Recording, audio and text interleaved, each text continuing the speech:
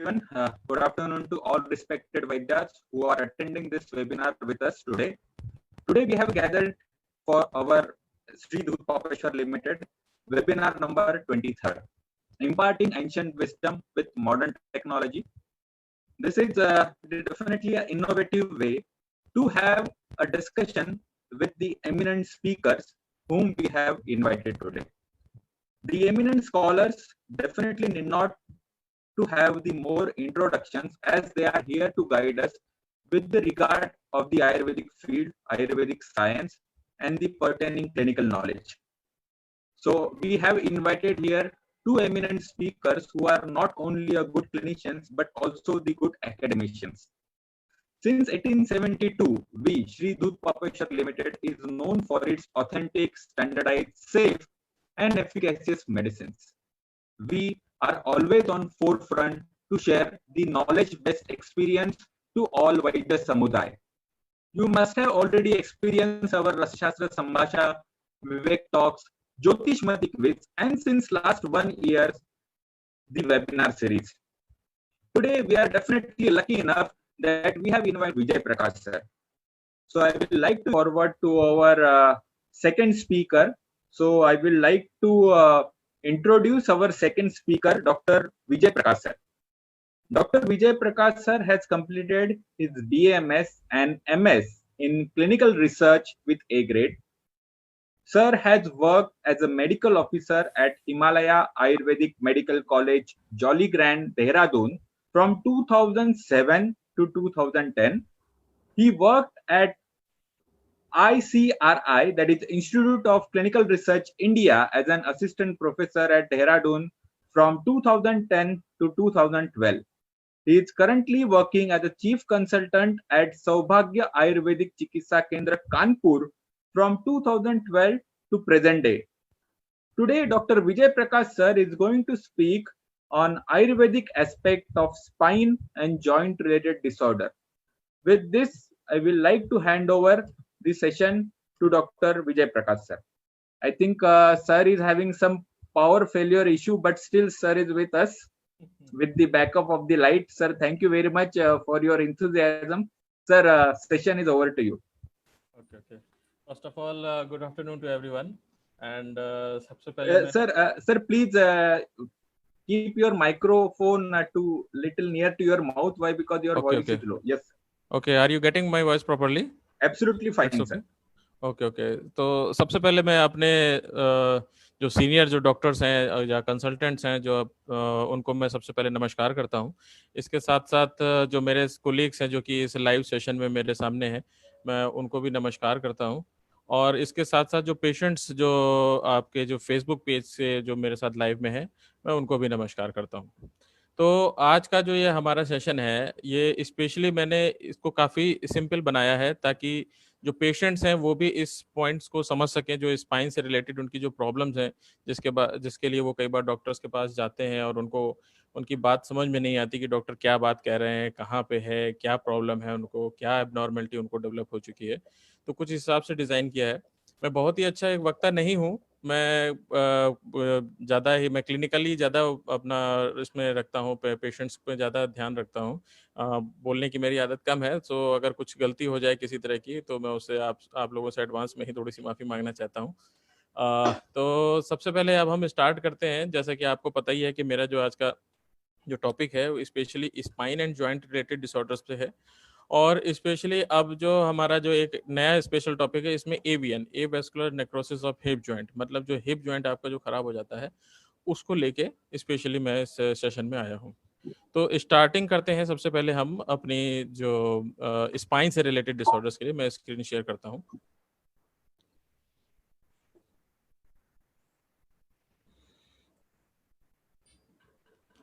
So I think everybody is getting the screen. So topic is spine and joint related disorders. Okay. तो इस topic को start करने से पहले मैं सबको ये बता देना चाहता हूँ, खासतौर से पेशेंट्स को मैं बता देना चाहता हूँ कि आपकी स्पाइन होती कैसी है, उसका क्या स्ट्रक्चर होता है, उसमें क्या क्या एबनॉर्मलिटीज आ सकती हैं जिसकी वजह से प्रॉब्लम्स उसमें आती हैं। ठीक है, तो स्टार्टिंग विद द स्पाइन की एनाटॉमी। तो स्पाइन को स्पाइन में, जैसा कि आप सभी लोग जानते हैं कि इसमें वर्टिब्रीज होती हैं एंड वर्टिब्रीज के बीच में कार्टिलेजेस होती हैं। नंबर ऑफ वर्टिब्रीज काफ़ी सारी होती हैं, जिसको कि 5 मेन सेगमेंट्स में बांटा गया है। नंबर 1 सर्वाइकल स्पाइन, जो कि आपकी जो नेक पोर्शन होता है उसको डिनोट करता है। नंबर 2 इज थोरेसिक स्पाइन, जो कि आपका बैक साइड का जो पोर्शन होता है। And number 3 is lumbar spine, जो कि लोअर लंबर या लोअर बैक पोर्शन जिसे कहते हैं उसको डिनोट करता है। And fourth and fifth is sacrum and coccyx. तो जो फर्स्ट वाली जो पोर्शन होता है, जो सर्वाइकल होता है, इसमें 7 वर्टिब्रीज होती हैं, जिसको भी हम लोग C1, C2, C3, C4, C5, C6 and C7 से डिनोट करते हैं। इससे जो नर्व एंडिंग्स जो निकलती हैं वो आपकी मोस्टली नेक में, हैंड्स में, थोरेसिक्स में एंड चेस्ट में नर्व सप्लाई जाती है करस्पॉन्डिंग एरियाज में, और जो है आपका उन पार्ट्स के नर्व कंडक्शन को कंट्रोल करती है। जैसे कि आप इस डायग्राम में देख सकते हैं कि ये आपका C1, C2, C3, C4, C5 है। देन थोरेसिक पोर्शन है, यहाँ पे T1 से लेके T12 तक की वर्टिब्रीज होती हैं, जो कि आपकी थोरेसिक एरियाज के ऑर्गन्स हैं, लंग्स है, पैंक्रियाज है, आपका लिवर है, इन सभी को सप्लाई करती है।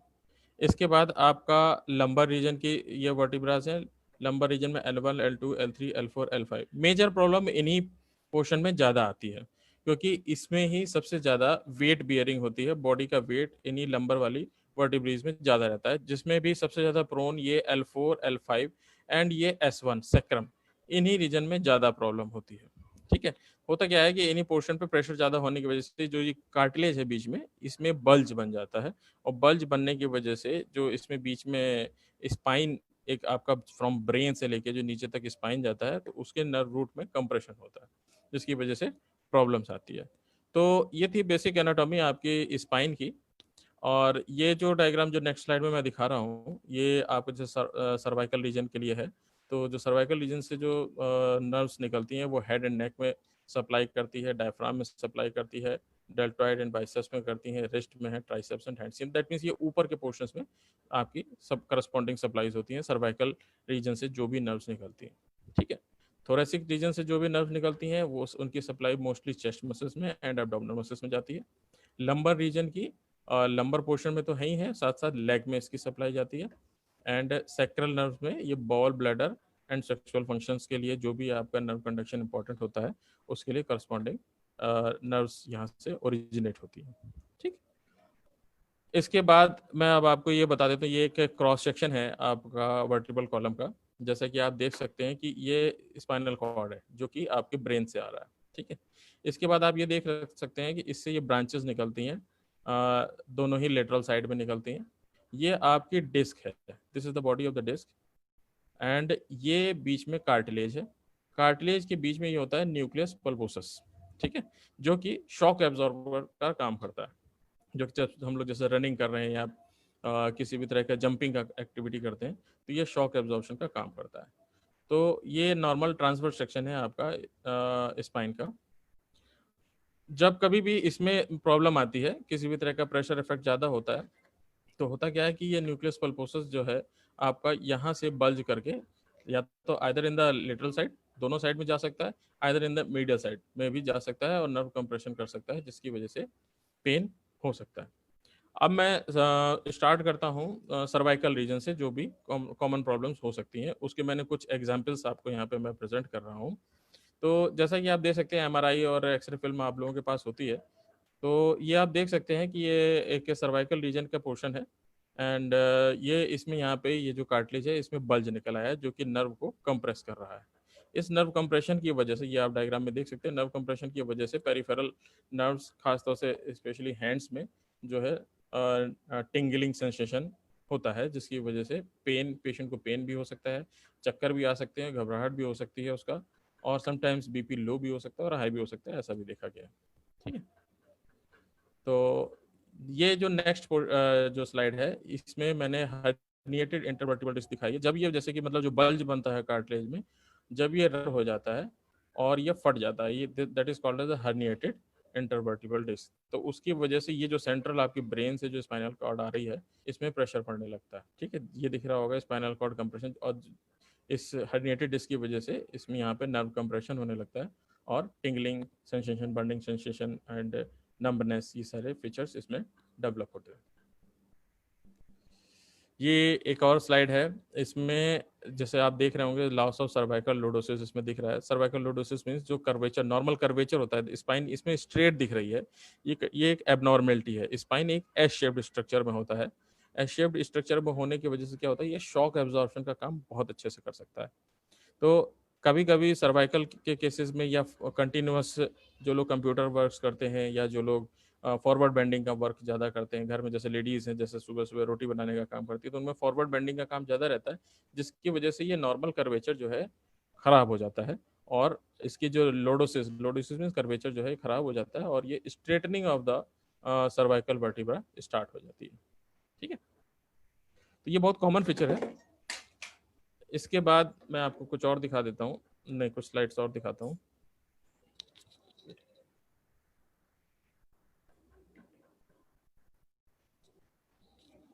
ये एक और स्लाइड है, इसमें आप देख सकते हैं कि C3 एंड C4 के बीच में हल्का सा बल्ज है, C4 C5 के बीच में बल्ज है, एंड C5 C6 के बीच में बल्ज है, and loss of lumbar lordosis तो इसमें है ही। ठीक है, and this is the thoracic vertebra, तो इसमें भी नर्व कंप्रेशन इसमें आ रखा है। ये है osteophyte formation and disc degeneration. आप देख सकते हैं कि इस वर्टिब्रा में ये जो है आपका ऑस्टियोफाइट्स बन गया, दैट मीन्स हड्डी, मतलब जो बोन के छोटे छोटे से उभार बन गए हैं, और ये क्या करते हैं उभार, ऑस्टियोफाइट्स जिसे हम लोग बोलते हैं, ये नर्व को कंप्रेस करते हैं प्लस पेन भी प्रोड्यूस करते हैं। एंड डिस्क नैरो हो चुकी है, यहाँ पे डिस्क काफ़ी पतली हो चुकी है, and straightening of the cervical vertebras भी दिख रहा है, that means loss of lumbar lordosis इसमें भी दिख रहा है। एंड इसमें जो पीछे के वर्टिब्रास के पीछे, जैसे आपने देखा होगा ना, पीछे ये ट्रांसवर्स प्रोसेस होता है, इसमें भी, जिसमें कि फेसेट जॉइंट्स बनता है, तो फेसेट जॉइंट्स में भी नैरोइंग आ गई है, जिसकी वजह से पेन होता है। इस तरह के केसेस भी कॉमन है, जो कि हम लोग को अपनी क्लिनिकल प्रैक्टिस में दिखाई देते हैं, स्पेशली सर्वाइकल रीजन के केस में। इसके वजह से जो नर्व कंप्रेशन होता है, सर्वाइकल रेडिकुलोपैथी होती है, एंड लेटर ऑन ये इस तरह का नर्व कंप्रेशन होकर हैंड्स में पेन जा सकता है, नेक में जा सकता है, हेड में जा सकता है, एंड ये पूरे शोल्डर ब्लेड में भी पेन जा सकता है। तो ये रहे कॉमन फीचर्स आपके सर्वाइकल रीजन के लिए। अब मैं बात करना चाहता हूँ कि अभी तक हम लोग आयुर्वेद में क्या ट्रीटमेंट करते आ रहे हैं, और आयुर्वेद में जो है स्पाइनल डिसीज को किस तरह से लिया गया है। In Ayurveda spinal disease can be defined as the vata vyadhi, वात व्याधि के अंतर्गत लेते हैं, और जब भी कभी किसी भी जगह कोई पेन होता है तो वहाँ वात को ही डिनोट किया, वात को ही माना जाता है, इसलिए जो है एक स्पाइनल की किसी भी बीमारी को वात व्याधि के अंतर्गत लेते हैं। इन आयुर्वेदा वे नीड टू गिव वातानुलोमक एंड वात शामक चिकित्सा, मतलब इसके ट्रीटमेंट के लिए हम वात का अनुलोमन करते हैं, और जहाँ वात की अति वृद्धि होती है तो उसको शमन करते हैं। ठीक है, तो ये मैं अभी आपको एक ट्रेडिशनल ट्रीटमेंट बता रहा हूँ जो अभी तक हम लोग करते हैं, बाद में मैं कुछ आपको स्पेशल ट्रीटमेंट बताऊंगा जो कि एडवांसमेंट है आयुर्वेद की फील्ड में। For that we give many medications in Ayurveda. सबसे पहले हम पेशेंट का दीपन पाचन करेंगे, दीपन पाचन करने के लिए क्या करेंगे, उसको लघु एंड सुपाच्य आहार देंगे।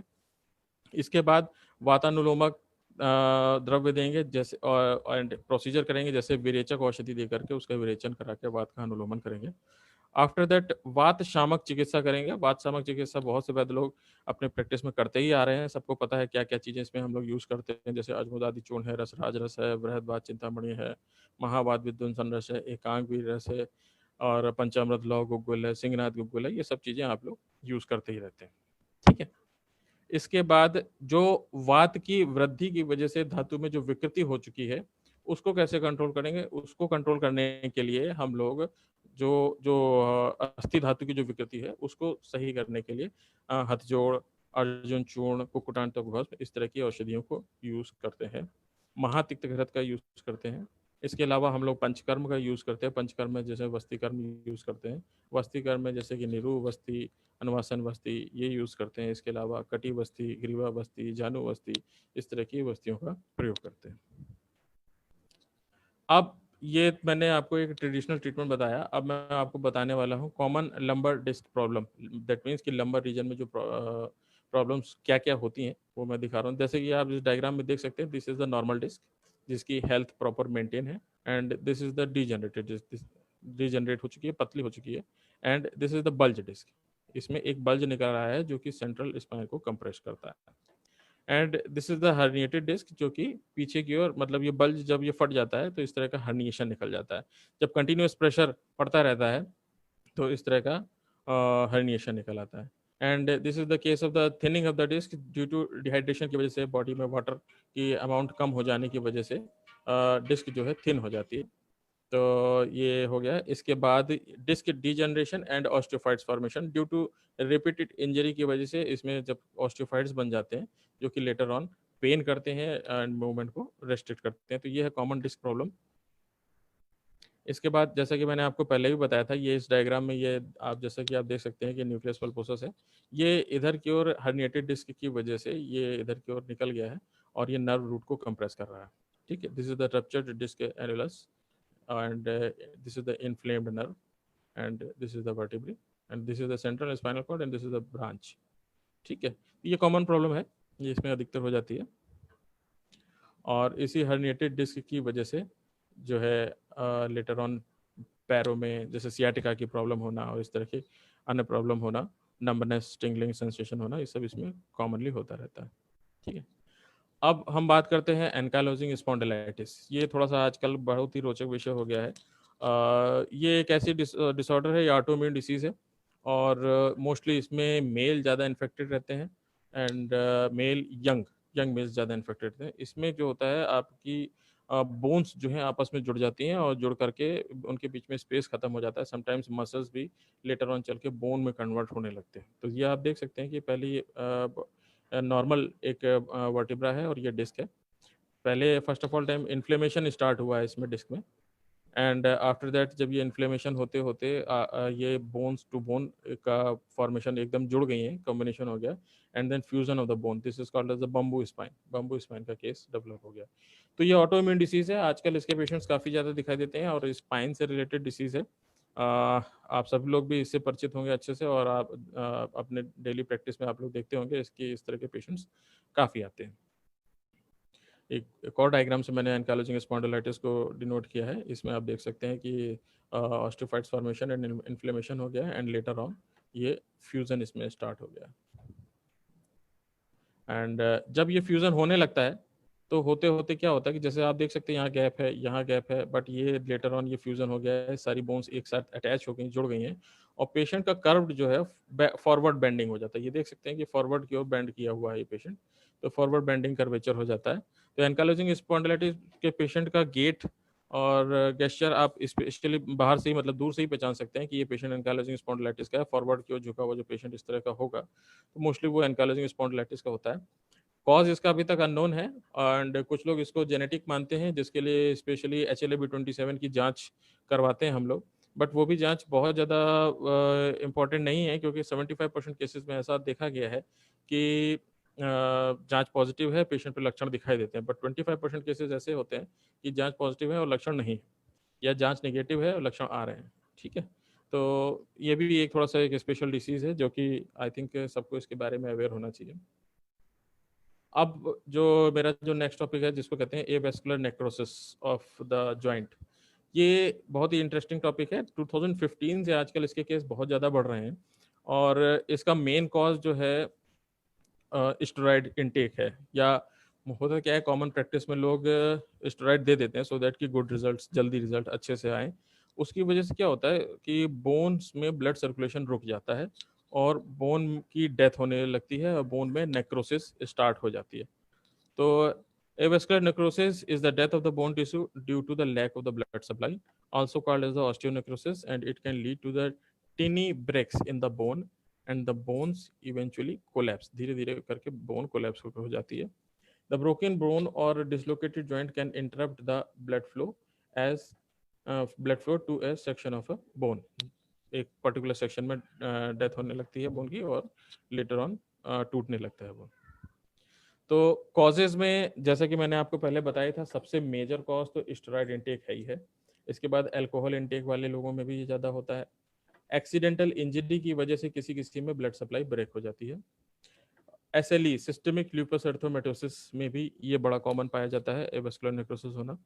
सिकल सेल एनीमिया, ये एक ऐसी डिसीज़ है, ये ब्लड डिसऑर्डर है, एंड ये एक जेनेटिक डिसऑर्डर है ये स्पेशली हमारे इंडिया में झारखंड, छत्तीसगढ़ के क्षेत्र में इस तरह के लोग ज़्यादा पाए जाते हैं जिनके ब्लड सिकल सेल्ड होता है, जिनका हाफ ब्लड सिकल शेप्ड होता है और ऑक्सीजनेशन प्रॉपर नहीं हो पाता है, ठीक है। और लेटर ऑन चल के ऑन कुछ पेशेंट्स में चल के मतलब एवास्कुलर नेक्रोसिस स्टार्ट होता है। और ये कोई ज़रूरी नहीं कि ऐसे पेशेंट्स में केवल हिप जॉइंट में भी हो, ये आपका शोल्डर में भी हो सकता है, नीज़ में भी हो सकता है। इवन सिकल सेल के पेशेंट्स में हार्ट में भी ब्लड सर्कुलेशन ब्लॉक हो सकता है एंड लंग्स में भी ब्लड सर्कुलेशन ब्लॉक हो सकता है, और ये बड़ी सीरियस कंडीशन हो सकती है उस पेशेंट्स के लिए। तो सिकल सेल की कंडीशन हो गई। समटाइम्स कीमोथेरेपी, पेशेंट को किसी तरह का कैंसर है और कैंसर के ट्रीटमेंट के लिए उसको कीमोथेरेपी दी गई, और उसके बाद लेटर ऑन चल के उसको एवीएन डेवलप हो गया किसी पर्टिकुलर बोन में, ठीक है। तो ये भी केसेस काफ़ी देखे जा रहे हैं आजकल। एंड एनकालोसिंग स्पॉन्डिलाइटिस तो खैर है ही है, जिसकी वजह से आप एवास्कुलर नेक्रोसिस देख सकते हैं। तो ट्रीटमेंट में क्या करेंगे, तो हम लोग ट्रेडिशनल आयुर्वेदिक ट्रीटमेंट जो मैंने आपको पहले बताया, वातानुलोमक चिकित्सा, वातशामक चिकित्सा, पंचकर्मा चिकित्सा, ये सारी चीज़ें तो हम लोग करते ही करते हैं। जो हम अपने सौभाग्य आयुर्वेदिक चिकित्सा केंद्र कानपुर में जो स्पेशल ट्रीटमेंट करते हैं, वो करते हैं Ayurvedic neurotherapy, advance Ayurvedic treatment है। तो अब ये होता क्या चीज़ है, मैं आपको ये बता देता हूँ। आयुर्वेदिक न्यूरोथेरेपी, या जिसको एडवांस आयुर्वेदिक न्यूरोथेरेपी मैं बोल रहा हूँ, इसका वर्णन सुश्रुत संहिता में ऑलरेडी कर रखा है। Described in Shushruत, Acharya Shushruत has mentioned the role of manipulation technique in भग्न चिकित्सा अध्याय, चिकित्सा स्थान अध्याय 3 में इसका वर्णन है, ठीक है। तो doctor Manoj Sharma of Kota Rajasthan is the first who realizes the importance of Ayurvedic context and has applied in his clinical practices। तो डॉक्टर मनोज शर्मा ने सबसे पहले आयुर्वेदिक न्यूरोथेरेपी को डिज़ाइन किया था, और फिर मैंने उसको थोड़ा सा अपना खास तौर से एवियन के केस में उसको और अप्लाई किया, और आज हम लोगों ने काफ़ी सफलता प्राप्त की है। तो डॉक्टर विजय प्रकाश और सौभाग्य आयुर्वेदिक चिकित्सा केंद्र has applied this technique more in the avian, that means avascular necrosis के केसेस में इसको अप्लाई किया। तो जो सुश्रुत में जो इसका वर्णन है, इस श्लोक के फॉर्म में वर्णन किया गया है। भग्न के श्लोक नंबर 3 में इसका वर्णन है। जो भग्न नीचे की ओर दब गए हों उनको ऊपर उठाना है, जो ऊपर उठे हों उनको नीचे दबाना है, जो अति क्षिप्त हैं उनको और जो आच्छादन करके पास में लाए गए हैं उनको यथास्थान लेके आना है। दैट मीन्स कि जो बोन का प्रॉपर अलाइनमेंट मेंटेन करना है और उसकी पोजीशन पे मेंटेन करना है। तो उन्होंने सुश्रुत ने इस फॉर्म में इसको चिकित्सा स्थान अध्याय 3 भग्न चिकित्सा स्थान अध्याय में इसका वर्णन किया है। सो उसमें उस जो आजकल हम लोग करते हैं, रिडक्शन प्रोसीजर करते हैं। Reduction is a surgical procedure to align a fracture और dislocation of the bone and joint to its normal or correct position. This sense the term bringing the back to its normal position was the first ever recognized by Acharya Shushruta. When a bone fracture and fragment loses their alignment in the form of displacement or angulation, for a fractured bone to heal without any deformity or bone fragment must be realigned to their normal anatomical position. That means कि अगर हम उसकी alignment proper maintain करें तो bone में blood circulation proper maintain हो सकता है। दैट मीन्स कि हम उसको अगर हम उसको थोड़ा सा भी हेल्प दें बोन को अपनी पोजीशन पे ले करके, तो उसमें ब्लड सर्कुलेशन मेंटेन हो सकता है। यही बेसिक प्रिंसिपल है जिसका सुश्रुत में ऑलरेडी वर्णन है, और इसको ही हम लोग अब थोड़ा सा और अच्छे से अप्लाई कर रहे हैं, ठीक है। This is mentioned for the treatment of bhagna fracture by means of reduction. And bhagna is not only meant for the fracture, but it is also signifies the soft tissue injuries and joint dislocation, that means spoiling of the joints। भग्न को केवल आप fracture से नहीं denote करना है, मतलब कि कोई जॉइंट खराब हो गया है, दैट मीन्स जो हम नेक्रोसिस की बात कर रहे हैं तो भी उसको भी भग्न में कंसिडर करते हैं। In the case of the avian the joint start gradually spoiling of and necrosis due to the lack of the blood supply. So in these cases, we mentioned the proper alignment of the hip joint in a repeated manner, due to which it become possible to start a proper blood circulation. If there is any deposition of fat or lipid molecule in the blood vessels, then they can move out from blood circulation and obstruction is removed and blood circulation is also maintained. That means कि मैं वही बताना चाह रहा हूँ कि जो हम लोग न्यूरोथेरेपी में उसकी नॉर्मल पोजीशनिंग को मेंटेन करते हैं, और जब उसकी नॉर्मल पोजीशनिंग मेंटेन होती है तो जो स्टेरॉइड खाने की वजह से जो साइड इफेक्ट हैं, दैट मीन्स जो ब्लड स्ट्रीम में जो फैट मॉलिक्यूल बढ़ जाता है या अल्कोहल लेने की वजह से फैट मॉलिक्यूल बढ़ जाता है और ब्लड सर्कुलेशन को रोक देता है, उसको हम लोग वहाँ से स्लफ आउट करा सकते हैं, रिमूव कर सकते हैं। बेसिक प्रिंसिपल हमारा ये है. So in above slok number 17, Maharshi Shushu tells that in the alignment of the patient's bone is disturbed, then we have to maintain the alignment of the bone manually by applying pressure at different angles gently. Therapist should push up and pull down the affected bone or body part to make its proper position. If the bone is displaced or dislocated, then we have to try to pull the bone to bring back in its normal position. ठीक है. And ये तो एक मैंने बताया आपको कि neurotherapy कैसे वर्क करती है और कहाँ किसका वर्णन है. अब ये जंघा भग्न का कहाँ पे कैसे क्या वर्णन है. जंघा के लिए भग्न के लिए सुश्रुत ने भग्न चिकित्सा अध्याय में श्लोक नंबर 26 में बताया है कि in this case thigh bhagna carefully reduction positioning of the joint और bone in its place by hands of a joint should be done by the application of oil locally. After that, traction should be applied by a cloth or splint of a bark of tree. उस समय use करते थे bark of tree और इन सब चीज़ों का use करके जो नॉर्मल पोजीशन पे मेंटेन करते थे. अब हम लोग जो है थोड़ा सा मॉडर्न टेक्निक से यूज़ कर रहे हैं और बोन्स को अपनी प्रॉपर पोजीशन पे मेंटेन कर रहे हैं. ठीक है. तो ये जो एवियन मैंने आपको बताया ये जंघा भग्न से रिलेट करके हम लोग avian avascular necrosis of hip joint में इसका ट्रीटमेंट करते हैं. उसकी नॉर्मल पोजीशनिंग को मेंटेन करते हैं. रिपीटेड पैटर्न में करना होता है और डिपेंड करता है पेशेंट का ग्रेड क्या है. सपोज पेशेंट का ग्रेड है 3rd ग्रेड का एवियन का केसेस है तो हमें उसे एट पर्टिकुलर टाइम इंटरवल पे थोड़े दिनों पे उसको बुलाना पड़ता है और जैसे जैसे उसका अलाइनमेंट मेंटेन रहता है उसका ब्लड सर्कुलेशन धीरे धीरे खुलता चला जाता है. इसके बाद एवियन बॉडी के और पार्ट्स में भी हो सकता है, जैसे कि आपका नी जॉइंट में भी हो सकता है. ये आपका नी जॉइंट का है, स्टार्टिंग स्टेजेस हैं. ये फर्स्ट स्टेज है, ये सेकंड स्टेज में धीरे धीरे बोन डिफॉर्म होने लगी, 3rd stage and this is the 4th stage. ठीक है. इसके अलावा आपका फीमर जॉइंट तो खैर मोस्ट कॉमन पोजीशन है ही है. 90% केसेस तो फीमर जॉइंट में ही होता है. आप इस डायग्राम से देख सकते हैं कि इसमें डिफॉर्मिटी स्टार्ट हो चुकी है. इसके अलावा शोल्डर में भी एवियन होता है एंड इसके अलावा आपके टेलस बोन्स जो होती है, आपके पैर में टार्सल्स जो होते हैं, उसमें भी एवियन स्टार्ट हो सकता है. कुछ पेशेंट्स ऐसे भी होते हैं जिनको मल्टीपल जॉइंट एवियन भी होता है. ऐसे केसेस भी देखे गए हैं. ठीक है. तो ये सब था हमारा मतलब एवियन से रिलेटेड. आप लोगों को कुछ क्वेरी हो तो आप इससे पूछ सकते हैं. मैं अपनी वाणी को यहीं विराम देता हूँ. किसी भी तरह की कोई प्रॉब्लम रही हो या कोई क्वेरी हो तो आप उससे पूछ सकते हैं. और मैं हैंड ओवर करता हूँ मिस्टर सतीश जी को. Thank you very much, sir. Thank you.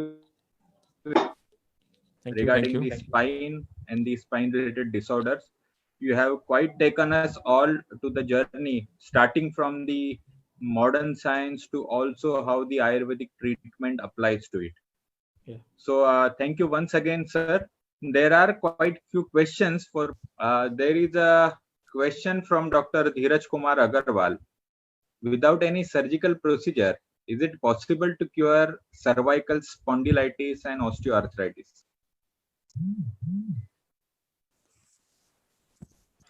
Sir Vijay Prakash sir, आपका आवाज म्यूट है. आप आवाज आ रही है? Yes. It depends upon the grade. कितने ग्रेड तक का वो खराब हो चुका है या उसमें कितना ज्यादा प्रॉब्लम है. अगर उसमें बल्ज तक लिमिटेड है तो bulge without any surgical procedure तक कवर किया जा सकता है. अगर उसमें हर्निएशन हो गया है तो उस केस को भी हम लोग कवर करते हैं, बट उसमें जो है रिजल्ट थोड़े से वीक आते हैं. और कई बार ऐसा होता है पेशेंट्स को हम लोग काफ़ी परहेज बोलते हैं और पेशेंट्स अगर परहेज प्रॉपरली कर लेता है तो रिजल्ट मिल जाते हैं, और अगर नहीं कर पाता है तब फिर उसको फिर सर्जिकल प्रोसीजर जाना पड़ता है. बट आफ्टर ऑल यहाँ ये जो हम लोग का जो प्रोसीजर है ये, क्योंकि उसमें भी कंप्रोमाइज होकर रहना पड़ता है. सर्जिकल प्रोसीजर के बाद भी पेशेंट को कंप्रोमाइज होकर ही रहना है. तो why not we should go with your natural bones के साथ ही आप क्यों ना उसको करें. अगर पेशेंट थोड़ा सा भी समझदार है तो उसके लिए ये सबसे बेस्ट ऑप्शन है. Okay. Yes, sir. Thank you. Sir, there is one more question from Dr. Munesh Sharma. What is your line of treatment in sciatica? Line of treatment में जो ट्रेडिशनल आयुर्वेदिक जो ट्रीटमेंट देते हैं वो तो हमें उसको देना ही देना है. एंड सियाटिका के केस में हम लोग स्पेशली जो सियाटिक नर्व होती है उसके कंप्रेशन को रिमूव करते हैं with the help of the Ayurvedic neurotherapy. Line of treatment में इसमें हम लोग उसको रिपीटेड रूप से 7 डेज के लिए बुलाते हैं। मॉर्निंग एंड इवनिंग दोनों टाइम उसको थेरेपी करते हैं। जो फिजिकल प्रेशर की वजह से जो नर्व कंप्रेशन हो रहा होता है उसको रिमूव करते हैं। ऑस्टियोफाइट्स का फॉर्मेशन अगर हो रहा होता है तो उसको भी हम लोग रिमूव करते हैं with the help of the some cracks and with the help of लकड़ी की एक हैमर होता है हम लोगों का, उसके थ्रू करते हैं, जिसके थ्रू वाइब्रेशंस जाते हैं बॉडी के अंदर। जब वाइब्रेशंस जाते हैं तो वो ऑस्टियोफाइट्स वहां से थोड़े से ब्रेक हो सकते हैं। ये एक बार में नहीं होता ये सारी चीजें, ये थोड़ा नया है, आप लोगों को भी थोड़ा सा अचंभा हो रहा होगा ऐसे कैसे हो सकता है। बट अगर आप इसको अप्लाई करेंगे क्लिनिकल प्रैक्टिस में तो आपको उसके रिजल्ट धीरे धीरे शो होंगे, दिखाई देंगे। तो ऑस्टियोफाइट्स भी ब्रेक हो सकते हैं और सियाटिक नर्व पे कंप्रेशन कम हो सकता है। और समटाइम्स पायरिफॉर्मिस मसल्स जो होती है उस पे भी प्रेशर की वजह से भी सियाटिक नर्व पे प्रेशर आ जाता है, जिसकी वजह से पेन जाता है। तो उसके प्रेशर को रिमूव करने के लिए पर्टिकुलर एक्सरसाइज है, आप उसको देख सकते हैं, मैंने अपने यूट्यूब चैनल में डाल रखा है, और आप लोग अगर उसको फॉलो करेंगे तो उसमें में भी आपको मिल जाएगा कैसे उस प्रेशर को कम किया जाए। ये एक प्रैक्टिकल अप्रोच ज़्यादा है, आयुर्वेदिक न्यूरोथेरेपी प्रैक्टिकल अप्रोच ज़्यादा है, उसके लिए पूरा एक सेशन चाहिए। मैं आपको एक ये बता देता हूँ कि कितने ड्यूरेशन लगता है, क्या लाइन ऑफ ट्रीटमेंट रहता है और कितने दिन तक हम लोग ट्रीटमेंट देते हैं। तो ये जनरली हम 7 डेज की सिटिंग करते हैं और जो है हम उसको 2 या 3 बार बुलाते हैं। ठीक है। Okay sir, thank you sir. Sir doctor Munesh और एक क्वेश्चन पूछ रहे हैं रिलेटेड विद sciatica आल्सो कि what do you suggest which योगासना in sciatica disease? Okay, generally देखिए बहुत सारी एक्सरसाइज हैं, बट कुछ कॉमन एक्सरसाइज मैं आपको बता देता हूँ कि आप भुजंगासन लगा सकते हैं। ठीक है। और भुजंगासन लगाने में अगर किसी तरह की कोई प्रॉब्लम है, हाँ किसी किसी केसेस में कंट्राइंडिकेटेड होता है, सपोज लिगामेंटम फ्लेवियम हाइपरट्रोफी हो रखी है, तो ऐसे केस में एकदम स्टार्टिंग में नहीं लगाते, थोड़ा थोड़े से स्टार्ट करते हैं, हाफ भुजंगासन लगवाते हैं, फिर लेटर ऑन चल के उसको हम लोग फुल भुजंगासन लगवाते हैं। तो उसका बल्ज कम हो जाता है भुजंगासन से, और जब बल्ज कम हो जाता है तो नर्व रूट पे कंप्रेशन कम हो जाता है और जो है पेशेंट को आराम मिलता है। ठीक है। Thank you sir. Sir okay, हमें और भी सर डॉक्टर क्वेश्चन विजय है। प्रकाश, मैं एक सवाल थोड़ा सा आपसे पूछना चाह रहा था। प्रेजेंटेशन आपका बहुत बढ़िया रहा और बहुत अच्छा लगा और सबके लिए हेल्पफुल भी है काफी। मेरा क्वेश्चन था कि ग्रीवावस्थि या कटिवस्थि का भी आप इसके साथ न्यूरोथेरेपी के साथ में प्रयोग करते हैं, करना चाहिए, या कितना आपने उसको किया है और वो हेल्पफुल आपको लगा, वो मैं थोड़ा सा आपसे और जानना चाहता हूँ। ग्रीवा बस्ती और कटी बस्ती बहुत हेल्पफुल रहती है और हम लोग इसको करते हैं। स्टार्टिंग के कुछ सेशन में हम लोग ग्रीवा बस्ती का ही प्रयोग करते हैं। और जो पेशेंट, जैसे इसमें वही मैंने बताया ना, खासतौर जो भीरू होते हैं, जो जो आयुर्वेदिक न्यूरोथेरेपी के नाम से थोड़ा डरते हैं। हाँ जी, हाँ जी। हाँ, इसमें होता क्या है कि हम लोग हॉट कपिंग वैक्यूम कपिंग करते हैं। ये तो इससे बेटर ये है कि पहले आप ग्रीवा बस्ती और कटी बस्ती लगा करके उसके मसल्स को थोड़ा सा सॉफ्ट करें, नॉर्मलाइज करें। ठीक है, उसकी वजह से भी उसको काफ़ी आराम मिलता है। उसके भी रिपीटेड सेशन करते हैं हम लोग 10 से 15 दिन के लिए, उसको हम केवल इसी के लिए ग्रीवावस्थी और कटिवस्थी के लिए बुलाते हैं। देन उसके बाद अगर पेशेंट बोलता है, एग्री होता है, तब हम न्यूरोथेरेपी पे लेते हैं। Thank you sir. इसी में मैं थोड़ा सा और एड ऑन करना चाहूंगा। Yes sir. बस 1 मिनट। क्या साइटिका के ग्रजसी वात में आपने रक्त मोक्षण भी ट्राई किया है कभी, या आप अभी उसको नहीं करते हैं? नहीं नहीं, मैं रक्तमोक्षण करता हूँ और हम लोग जलौका का ज़्यादा यूज़ करते हैं। जलौका अच्छा, का ज़्यादा यूज़ करते हैं क्योंकि उसमें एक बेनिफिट ये रहता है कि एक ऑब्स्ट्रक्शन होने के चांसेस थोड़े कम रहते हैं। अगर एक हाँ बार जी, जोंक लग गई तो बहुत अच्छा ब्लड सर्कुलेट करती है, प्लस वो अपने सलाइवा से जो हेलोटेज एंजाइम जो अंदर सीक्रेट हाँ करती जी, है, हाँ जी, बिल्कुल बिल्कुल। उससे भी ब्लड सर्कुलेशन बहुत अच्छा मेंटेन हो जाता है। तो मुझे जलौका बहुत अच्छी लगती है, उससे मैं करता हूँ। इसके बाद मैं अलाबू का यूज़ करता हूँ, इसके बाद यहाँ ब्लड कपिंग का भी मैं यूज़ करता हूँ, डिपेंड बहुत करता है। बढ़िया। और उस ब्लड कपिंग का भी बहुत अच्छा रिजल्ट आता है। सर और एक क्वेश्चन है, हालांकि वो चार्ट सेक्शन में है, let me. Yes, doctor RPS Chawla sir ने ये पूछा है हाँ जी, कि what are medicines to regenerate the degenerated vertebral disc? ये जी सर। डॉक्टर प्रकाश के लिए या यस मेरे सर, लिए? विजय सर, आपके लिए सर। हाँ जी, हाँ जी, के केस में आवाज़ आ रही है? सर हाँ जी, आ रही। ये सारी हाँ है हाँ। सर। देखिए, इसमें हम लोग क्या करते हैं कि अपना हाथ जोड़ यूज़ कर सकते हैं। ठीक है। और आप एक इसमें यूज़ कर सकते हैं पुनर्नवाष्टक क्वाथ।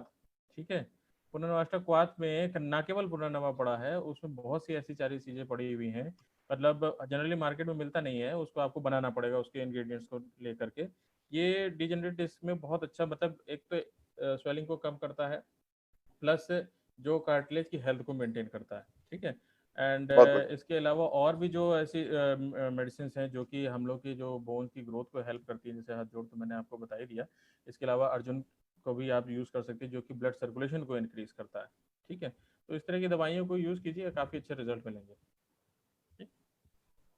Okay, thank you very much, sir. Okay. With this, I think we are over with the question and answer session. I will like to request Dr. Tanuja madam. Tanuja madam, is there are any questions from the Facebook live forum? Yes, we have a couple of questions. Yes, madam. और एक question है doctor Vijay Prakash ji आपके लिए। Yes. Sir, people are curious to know about the neurotherapy. आप उसका video अगर आपका YouTube पे है या फिर उसके कोई डिटेल्स अगर या फिर रेफरेंस अगर आप शेयर कर पाएंगे आप चैट बॉक्स में, तो हम वहाँ पे फेसबुक पे भी दे देंगे लोगों को। ओके। आप जस्ट यूट्यूब में जो सर्च सेक्शन होता है, सर्च सेक्शन में मेरा नाम डाल दीजिएगा, डॉक्टर विजय प्रकाश कानपुर, ठीक है। यस, आप बस उतना डाल दीजिएगा तो आप मेरे चैनल में पहुंच जाएंगे। आपको न्यूरोथेरेपी से रिलेटेड आपको वीडियो मिल जाएंगे, कैसे करते हैं, क्या करते हैं। देखिए, जनरली मैं आपको बता देता हूँ कि इसमें स्टार्ट करते हैं हम लोग हॉट कपिंग से। हॉट कपिंग से क्या होता है कि मसल्स रिलैक्स हो जाती हैं, एंड फिर उसके बाद हम लोग वैक्यूम कप्स लगाते हैं। वैक्यूम कप से क्या होता है, ब्लड सर्कुलेशन इंक्रीज कर जाता है। ये काम तो जनरली हम लोग के स्टाफ लोग कर देते हैं। इसके बाद टर्न आता है डॉक्टर्स का। डॉक्टर इसमें क्या करते हैं, मैनुअल ट्रैक्शंस एंड बोन्स का अलाइनमेंट मेंटेन करके, ब्लड सर्कुलेशन को एंड बोन का अलाइनमेंट मेंटेन करके नॉर्मल आपका स्ट्रक्चर जॉइंट का मेंटेन करते हैं, जिससे पेशेंट को काफ़ी हेल्पफुल रहता है। वो एक टेक्निकल टर्म है, वो एक लंबा प्रोसीजर है, उसका एक अलग ट्रेनिंग होता है। वो चीज़ केवल डॉक्टर ही अप्लाई कर सकता है, कोई स्टाफ नहीं कर सकता है। तो वो चीज़ आपको काफ़ी हद तक वीडियोज़ में दिख जाएगा, बट उसको कभी घर पे अप्लाई ना करें विदाउट एनी डॉक्टर्स की सलाह के। Definitely sir. Thank you doctor Satish. Yes madam, thank you madam. Doctor Vijay sir, अगर आप अपने चैनल का नाम, चैनल नेम अगर आप टाइप कर देंगे कमेंट बॉक्स में तो सबके लिए बड़ा हेल्पफुल हो जाएगा। Okay sir, I am sharing the link on the chat section, so within 1 minute it will be there in the chat section. Okay sir. There is one more question from Dr. Umesh Chaudhary.